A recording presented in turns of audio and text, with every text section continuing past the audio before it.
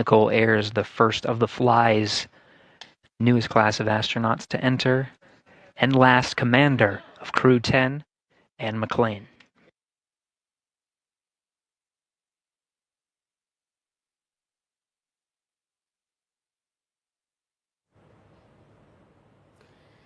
तो ये तस्वीरें आप देख रहे हैं तो 9 महीने का इंतजार जल्द ही खत्म होने वाला है, क्योंकि सुनीता विलियम्स की वापसी होने वाली है। ये माना जा रहा है कि जल्द ही सुनीता विलियम अपने क्रू मेंबर्स के साथ और साथी एस्ट्रोनॉट के साथ धरती पर वापस आ सकती हैं, जो 9 महीने से फंसी हुई है वहां पर।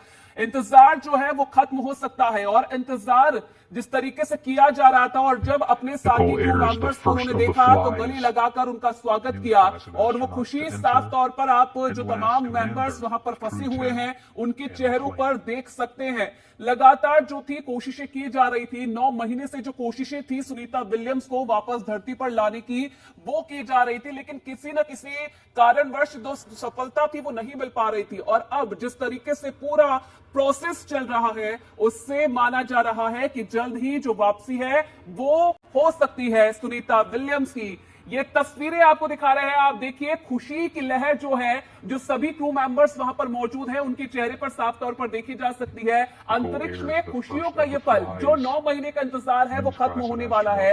9 महीने पहले आईएसएस में गई थी सुनीता विलियम, लेकिन तकनीकी खामियों की वजह से वहां पर फंस गई थी। लगातार कोशिश की जा रही थी कि कैसे उन्हें वापस लाया जाए। अब एक और कदम उठाया गया है, बढ़ाया गया है उन्हें वापस लाने की उम्मीद में, और जिस तरीके से ये पूरा प्रोसेस चल रहा है उससे माना जा रहा है कि सुनीता विलियम्स जल्द ही धरती पर वापसी कर सकती है। आपको देखिए पूरी जानकारी दे देते हैं कि किस तरीके से जून 2024 में इंटरनेशनल स्पेस स्टेशन गई थी सुनीता विलियम अपने साथी मेंबर्स के साथ में। बुच विल्मोर भी सुनीता विलियम्स के साथ थे। दोनों 8 दिन के मिशन पर अंतरिक्ष में गए थे, जहां पर वो तमाम जो थी रिसर्च करने वाले थे।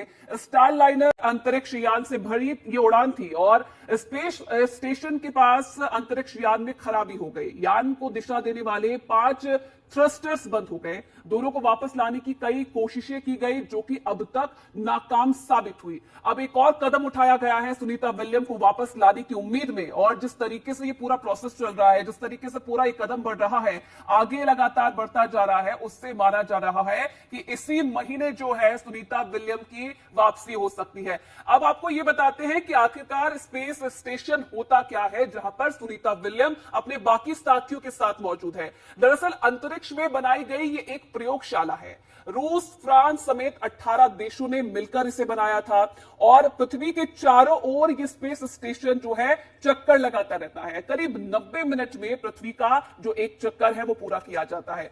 2 नवंबर 2000 को पहली बार जो अंतरिक्ष यात्री था वो इस पर पहुंचा था। 2011 में पूरी तरह से बनकर इसे तैयार किया गया, और एक साथ 6 अंतरिक्ष यात्री इसमें रह सकते हैं। इसके निर्माण में करीब 15,000 करोड़ की लागत लगी थी, और इसी पर गई थी सुनीता विलियम, जिन्हें अब जल्द ही धरती पर वापसी होनी उम्मीद है।